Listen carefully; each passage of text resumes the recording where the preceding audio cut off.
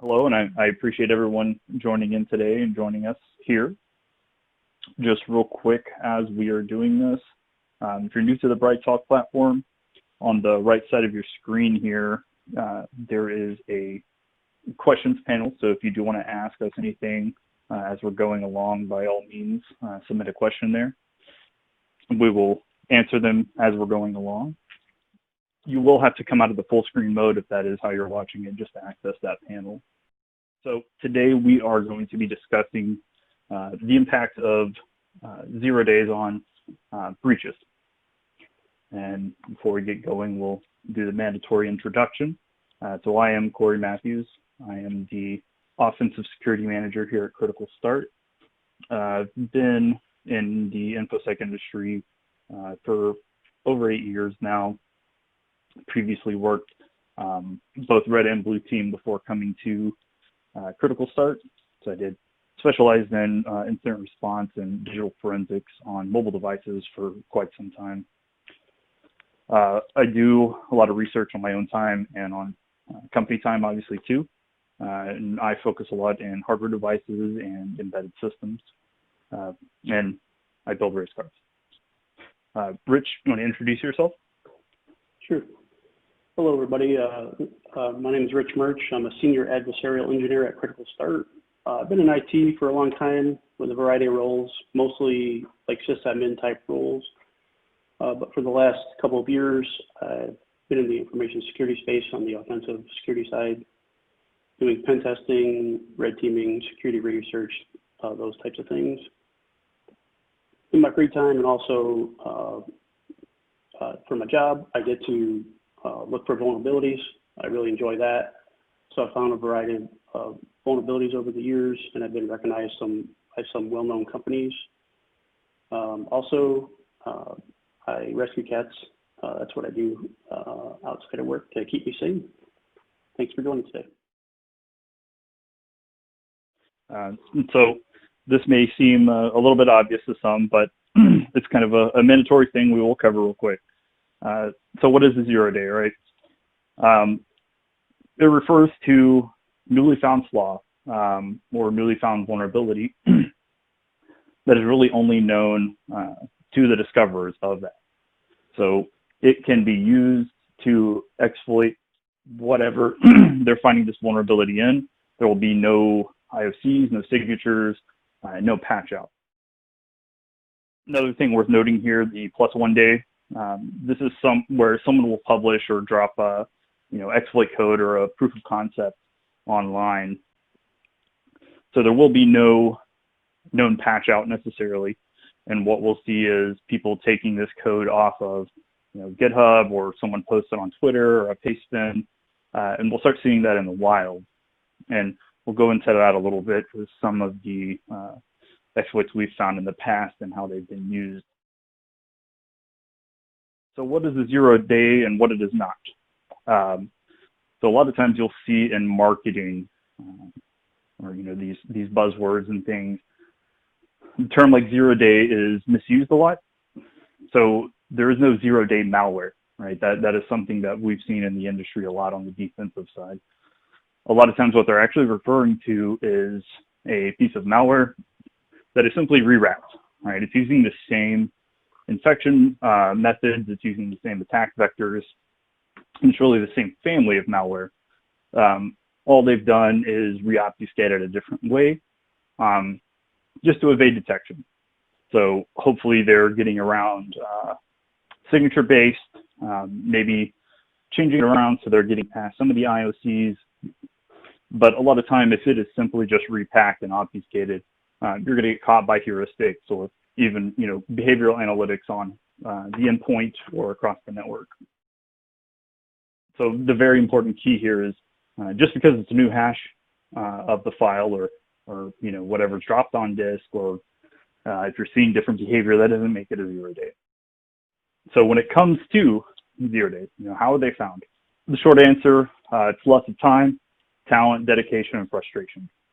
This is something that we do find on our own. We are doing research, not only as a company, but as individuals, just like a lot of other people out there. And it's not necessarily universal truth, but typically they're found by incredibly skilled, dedicated practitioners of security. So typically you will find people that are specializing in reverse engineering, static dynamic analysis, fuzzing. These are different techniques that we use when we're going about searching and performing your research to find these 0 days. Then, of course, there are exceptions to that. Sometimes we actually stumble upon these bugs by accident. Could be something completely unrelated, and all of a sudden we will see a stack trace, or we see that a program or software crashes, and you think, oh, well, maybe it's a bug. But someone who does bug hunting, someone who does 0 day hunting and research, they'll go through and actually monitor it, maybe put a debugger on there, figure out why it's crashing. If you can figure out why it's crashing, potentially go from there and create an exploit for it. So this happens many times too on assessments while we are doing pen test or red team engagement. So we will just briefly mention some infamous examples of the use of 0 days. And I know it's kind of a played out example here because it happened a while back and there's been a lot of coverage. But sometimes it's glossed over just how important when this came to light it was. So Stuxnet was a small portion of a larger campaign. And this was a nation-state sponsored cyber warfare campaign. And the infection vector, how it spread throughout a network, what it was affecting over the years, as we've reverse engineered it, as we've watched and saw how it propagated what it did. This malware and this exploit chain, it used at least 3 separate 0 days within the code and within its functions. It was a very sophisticated infiltration vector, as I mentioned, and pivoting from point to point within a network, how it did command and control and how it operated autonomously was very advanced. And really, it marked a historical change in cyber warfare because it was brought to the center stage. So it was kind of revealed to the world as it escaped and made the news, obviously. But people that were, information security practitioners, they saw this as not only just, it's a nation state actor, attacking someone, but it was a big deal because they burned 3 0 days, and it really put forth an example of how effective the cyber warfare arms of nation states were. And it's been, covered over and over many times, but it is a good example of this 0 days and how, ineffective monitoring and signature-based and all these things were at catching it and stopping it. And another example, so this wasn't necessarily 0 day, right? This is kind of goes back to the +1 day or a changed up infection vector. WannaCry was a very successful global campaign. It uses the Microsoft SMB exploit that was related to the Eternal family of exploits that was released by the shadow workers. And it's a collection of tools created by the NSA. And so these threat actors launched a very devastating global attack. There was a patch issued prior to this campaign kickoff, but it was only for supported OS. So, Windows 7 on up at that time. So while it's not technically a 0 day at that point, there were tons of end-of-life systems such as Windows XP, Windows 2003, and prior systems that were affected. And as we know, even to this day, those older operating systems are still in use. And a year ago, anecdotally, I still saw a Windows Server 2000 in use due to a very specific requirement data network. And it was quite scary that it was still out there and online and actually functioning. But this really illustrated the importance of, a defense in depth architecture when it comes to security, because these things just spread like wildfire within a network. Once something was popped externally or potentially somehow made its way into an organization, it propagated very quickly and spread across the internet. And a lot of that was due to the lack of a layered control system without visibility in networks, et cetera. it really spread and did a lot of damage. And so the other thing to keep in mind here is it's not just the endpoint that we should be worried about. Obviously, some of the things we just mentioned here, these infamous examples, they are very impactful in that they're hitting, endpoints, their Windows servers, things like that, obviously, in the industry. But network appliances, firewalls, things of that nature, typically they're a large blind spot. Just speaking, again, anecdotally, we don't see these things monitored a lot in the real world. And some of the devices, it's really hard to monitor them by design. There are no great ways to export and parse logging. There's really not much visibility there. And so if an actor was to find a node A in something, external facing, say a VPN concentrator, would an organization be able to alert on that? Would they find any suspicious behavior? Are all these things behind, a WAF or, an IDS IP solution? This is one of the research subjects that I really like focusing on, simply because there are a lot of these devices that are rather obscure. There are, again, not much visibility into them.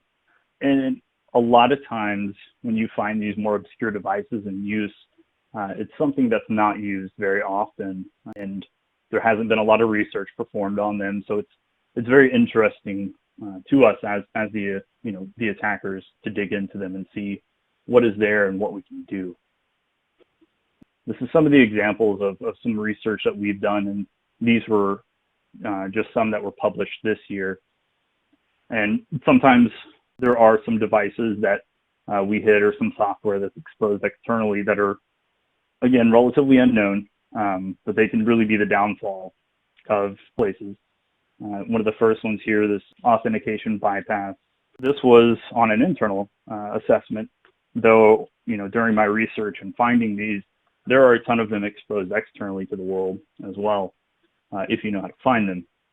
It was essentially a way for me to bypass the authentication on this. Now, these devices were responsible for controlling the physical security of these installations, and this was a very, very critical area that was protected. This was behind multiple other layers, so they used that defense in depth strategy to keep the physical security to a point where, hey, we thought it was good to go. It wasn't. So we were able to bypass this. We could have unlocked doors that held very sensitive equipment. Maybe someone would hide chemicals in there, whatever it may be. This was kind of that final layer. You could add and delete users out of it. You could even lock down and kill the power to the door so they couldn't be opened, which is quite scary. This TIFF server, so there was multiple vulnerabilities found in these. They were found on an external assessment. We could use them to download the different file listings, different directories, directly download the files, and we were able to use what's called the UNC path, so inserting a network path so that the system thought they were to connect to our system that was externally exposed as a Windows network share. Therefore, it would send its SMB authentication hash to us to try to connect to it and, see what it could grab. But from there, we cracked the hash. We're able to use that actually to pivot further into the environment. And then the VMware local privilege escalation, that's one that Rich worked on. Rich, do you want to speak to that one just briefly? Sure. So for one of the main types of research I like to do is privilege escalation types of vulnerabilities. So in this case, VMware Fusion, which is a popular virtualization product for MacBooks, it contained a vulnerability that allowed arbitrary code execution as root. And so with that, these are, again, more obscure things. Obviously, VMware Fusion, not really, but this goes to show, are these things that are monitored in an environment? Are these things that you're pulling logs from? Or could you see if any of these things were compromised? Obviously, if someone started locking doors on you, that would be an issue, but the initial break-in, the initial vector may not be something that's very easily caught. And so another thing we wanted to point out here is sometimes we stand on the shoulders of giants, right?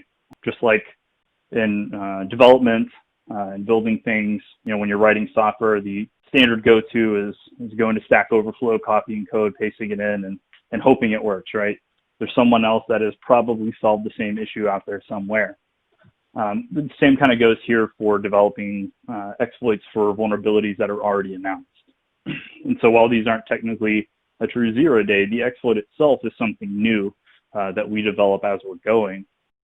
This first one is an older one that I worked on that allowed me to do a breach into a network from the external side, completely unauthenticated. It was based on a CVE, a previous public release. However, there was no proof of concept code. So again, this was something that I found a couple of years ago, and we worked together as a team to build out this exploit. And it was based again off of an older vulnerability announcement from VMware.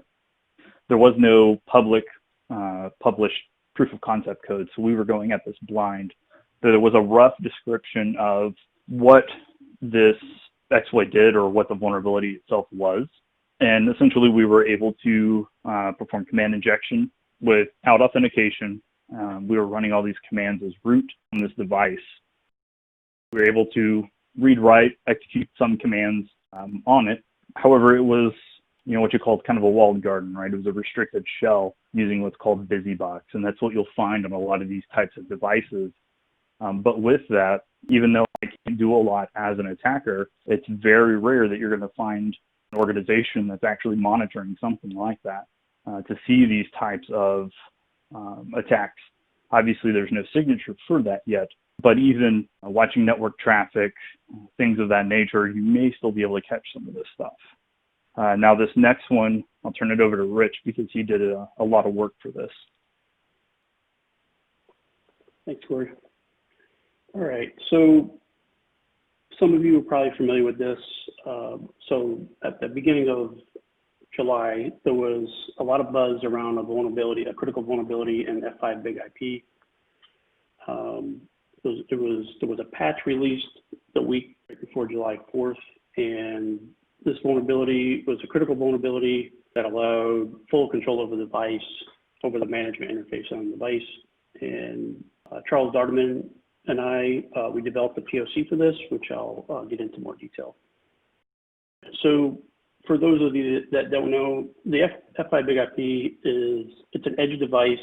It's a highly capable device, has lots of features and functionality, but essentially it's a proxy server.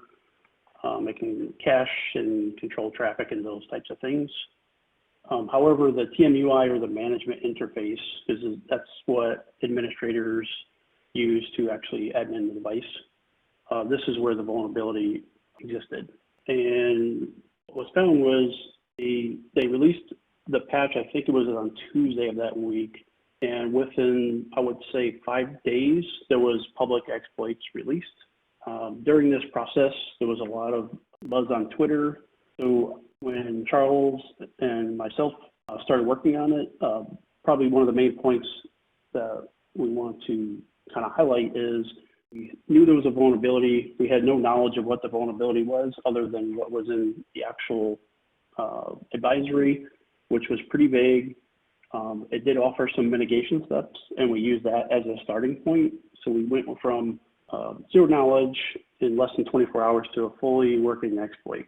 And we also found two different bypasses for the mitigations. So when there's these types of vulnerabilities and there might be mitigations available, they may not always work, because one of the things that attackers will do is look for ways around the mitigation or the actual patch itself. So when there's a high visibility vulnerability, there's always a race by good and bad actors to develop exploits for whatever the vulnerability is.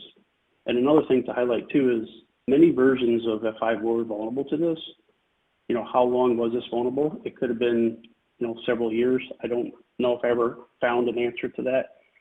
But that's, if you're on like a triage team, that's a good question to ask, because though the information is public, it's actually been vulnerable for a long time.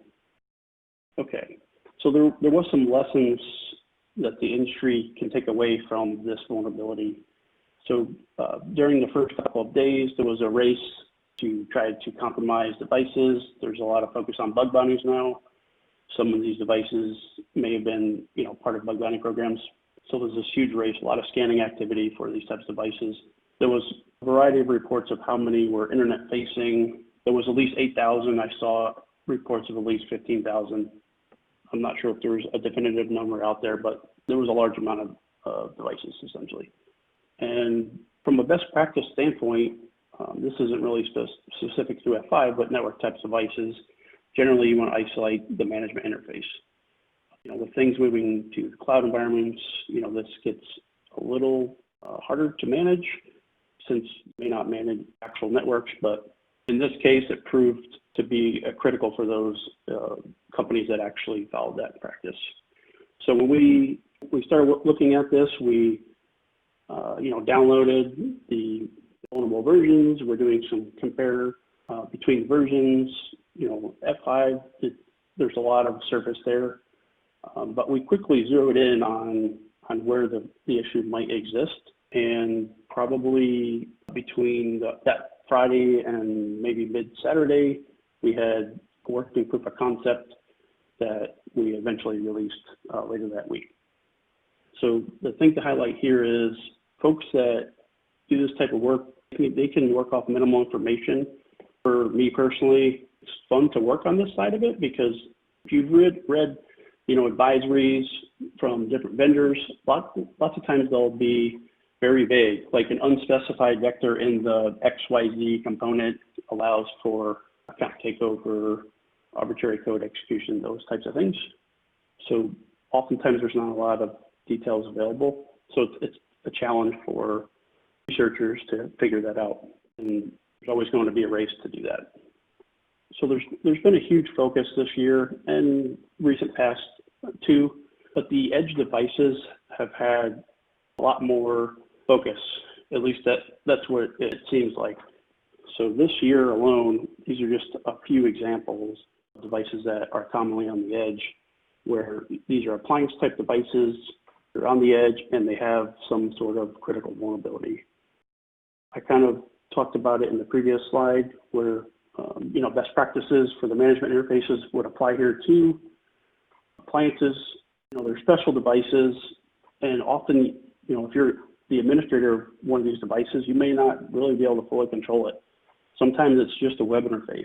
And even if you can maybe log in directly to the appliance, it may be like a restricted environment. So from an administration and also an IR perspective, these are special types of systems. So, if these were compromised, how would you react to that? And that's probably different for each type of device. Probably within, I want to say 3 days of the F5 exploits being released, there was reports of many companies being compromised. And I still see reports today of various threat actors out there attempting to exploit these devices and making a variety of changes, adding persistence, those types of things. And with an edge type device, depending on how it's configured, if it's in a DMZ, that may limit the lateral ability, but it's a privileged position in network, and it's hard to truly know what could potentially be done depending on what the device is. And I'll address this here. So, it's not all doom and gloom here. Yes, 0 days, very hard to defend against, especially in some of the examples that we're discussing here today regarding these devices that may have very limited, if any, visibility from the logging and defense side. And there's always going to be a new 0 day, so it's simply unrealistic to try and stop all of them. It's impossible. There will always be a new attack vector or some other previously unknown way for us or for the bad guys to exploit things, or maybe it's a new vector, maybe it's a bypass for something that was previously known and fixed. So as the red teamer and as a malicious actor, one of the things that really will stop us in our tracks from, maybe we are able to breach a perimeter and get onto a single device, like some of these we've discussed, But following that type of layered approach and that defense in depth model, it's very frustrating for us because we, due to whatever the control in place, we may not be able to pivot any further. We may be stuck on that device, or maybe we're stuck in an isolated VLAN, maybe we're stuck in the DMZ, something along those lines. So it's not always important to stop all 0 days, right? Because, like I said, it's impossible, but minimizing the impact of something like this, you'll never know the unknown, but you can try to defend against the unknown by taking some steps. And when we get back to endpoints here, AV products, even all the new next-gen AV, will never end everything. It'll never stop everything. And there's really no, what you call a silver bullet, simply to stop everything and prevent anything. And no single solution should ever be relied on fully. So you shouldn't just click a button, install something, or set up an edge device and assume that's going to keep you safe. And obviously, we see all types from our side of things, and unfortunately have seen that in the past where the response to our questioning, we're doing these pen tests or IR engagements, what have you, about security is, well, we have a firewall, so we're safe, right?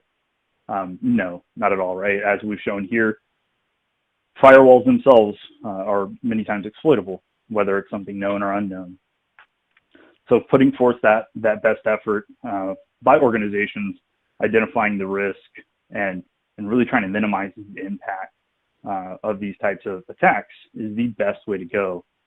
So endpoint, always important for those security solutions to be put in place. They're always needed. Visibility via monitoring, that is key. That can stop us, even if we have an unknown exploit, say on an endpoint. If we're using that to move laterally, maybe you don't catch the action that we're using to compromise the machine, but you might see anomalous traffic moving north, south, east, west within the environment. That's something that can be flagged on. Honestly, MFA is one of the hugest pains for us. We regularly compromise accounts, whether through performing a pass-the-hash attack where we don't have to crack passwords in an AD environment, or going and cracking whatever hashes that we capture to use the plain text password to log into things. However, there is MFA set up and it's actually implemented. It will stop us dead in our tracks with that one account. And if we try it and we see the prompt for MFA, well, that person now knows, or they will see a prompt in some manner.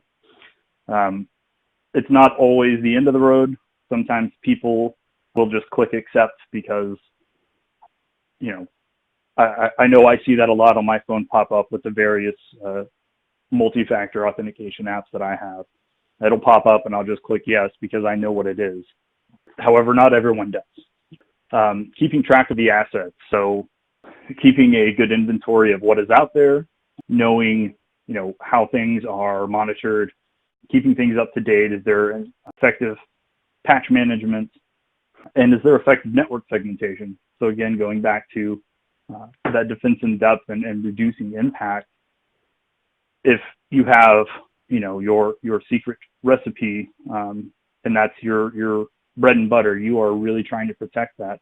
If that is heavily segmented with a lot of controls, while yes, maybe, there's tons of other things that are breached in a worst case scenario, with heavy network segmentation, with all these other controls, a malicious actor may be stopped right there dead in their tracks because there may not be any way to proceed further. And also don't forget about egress traffic. That is another key indicator that a lot of times is ignored, or you just don't have something to keep track or inspect. That is how we would move data out, right? Yes, you can do it in all kinds of fancy and fun ways that will go through and try to obfuscate and hide that traffic, but eventually you should see something anomalous going outbound, whether it's a regular cadence check-in for C2s or a large amount of data traveling over something abnormal. You shouldn't have that amount, gigabytes of data all at once going over DNS. Any number of different things there. And one of the biggest things that we see overlooked a lot within the industry and within different organizations is investing in the security team, in the people. Because as I said, there is no single silver bullet, right? There is no product that will ever fully protect you. And even if you have all these, best of breed products and all these solutions in place, without someone there to monitor them, perform the care and feeding, all these different things that really have that knowledge, those are just going to end up being paperweights. Because if there's not someone tracking, not someone updating these things and really monitoring, being hands-on, it's not going to work.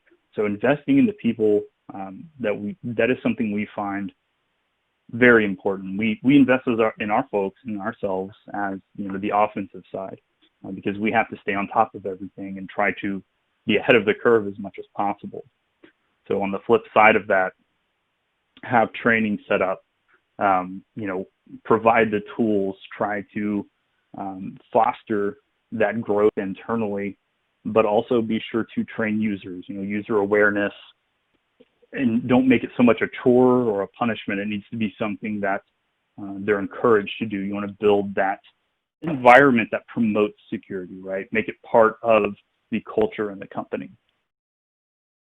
So there's going to be a little bit of overlap for the last slide, but I'm going to try to highlight some different points.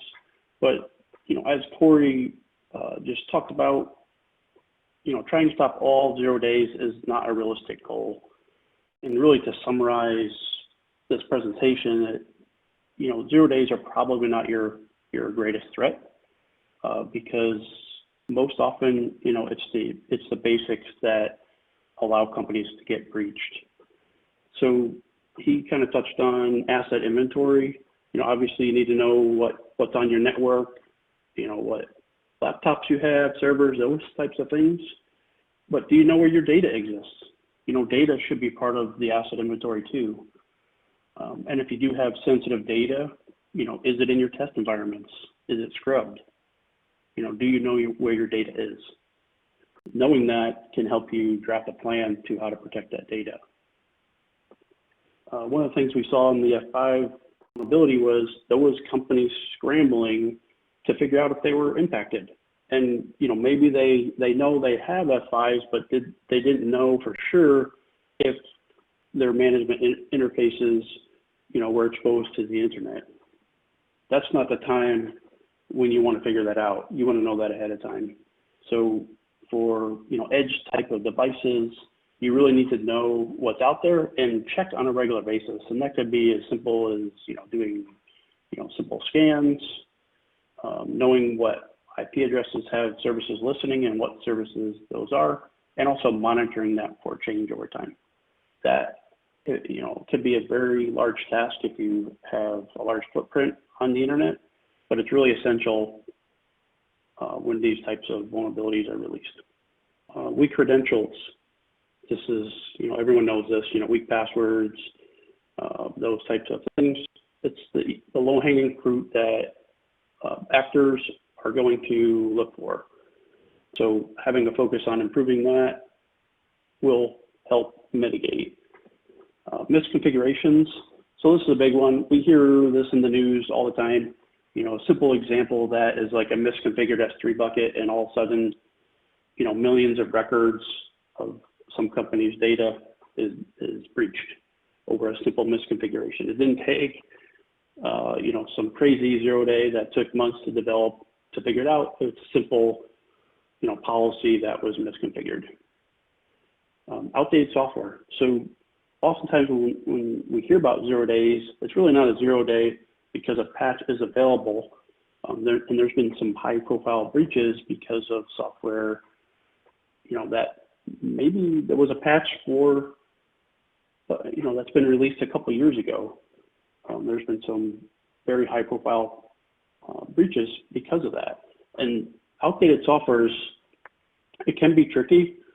We realize, especially coming from an administrator past, in a production environment, updating software, has its risks and its challenges, but it's really the entire stack. So if you have an application that's using frameworks maybe a vulnerability scanner may not catch that, or maybe it's a third-party software or appliance where the scanners have no visibility into what it's actually using.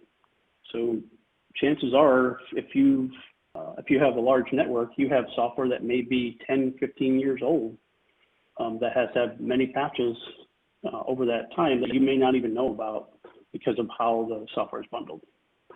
So knowing what software you have, the versions that are out there, is key, and patching it, as quickly as possible. So segmentation. So we've seen vulnerabilities where we could exploit the vulnerability partially, but maybe because of egress firewall rules that the outbound traffic firewalls were configured correctly, that exploit was unsuccessful. Segmentation is hard, especially for legacy type of environments, but if an attacker can't connect to it, they can't exploit it directly. There might be indirect ways of doing that, but it definitely increases the time and also makes it a lot harder and more complicated for them to attempt to exploit that. So to summarize, the basic stuff, these types of things will give you great benefit on your network compared to trying to figure out if, trying to stop all 0 days. So we just wanted to leave you with some resources that we use on a regular basis to learn about vulnerability research, exploits, 0 days, upcoming research, those types of things. So in information security, Twitter is really a key resource. There's information being posted all the time. It's really a variety from the offensive side, the defensive side. So a researcher may release a vulnerability. For example, the F5. Other researchers released fully working exploits, including Metasploit modules. And within probably 1 or 2 days, there was the blue side of the house that was releasing indicators of compromise, different mitigations and things like that. So you get both sides of it. ExploitDB, so this is like a central repository of exploits from, basically anything you can think of would be in there. There's literally thousands of exploits in there. So one of the things we do as the offensive side is we regularly check to see what exploits are being posted out there. And the same thing with GitHub. So one researcher may release some information, but there might be 5 or 6 different proof of concepts on GitHub that you don't know about that someone didn't post, but is available. So for example, if you're interested in a specific CVE or product, GitHub is definitely a great place to search for proof of concepts. But one thing to note on that, with proof of concepts, this has been proven several times over the years. Depending on the proof of concept, they can be very hard to read if you're not familiar with the language, or it can be complicated. You always want to be very careful with testing out proof of concepts because sometimes there is malicious code that's put into the POCs. So also there's several good email lists out there, full disclosure, like on OpenWall. There's other vulnerability mailing lists that researchers and companies post to pretty much on a daily basis, and it's a good way to just kind of see what's coming down the line. Google Alerts. So I'm not sure how many people really use this, but there's a feature built into Google where you can put in certain phrases, and you get alerts throughout the day. So my recommendations for Google Alerts is if you're interested in a specific CVE, or maybe you're an administrator, or on the InfoSec side, maybe you're firewalls, maybe you have Cisco firewalls in your environment. So you can set up an alert that says, for example, like Cisco firewall vulnerability, and you'll get notified of different news stories, blogs, things like that. Because some of these things, are hard to keep up with, but if you get an alert in your mailbox showing some different news related to whatever strings you put in there, that can help find information about vulnerabilities or products that you're interested in. Vendor notifications too. So most vendors have some sort of mailing list or feed for their customers or people that are using their product can get notified.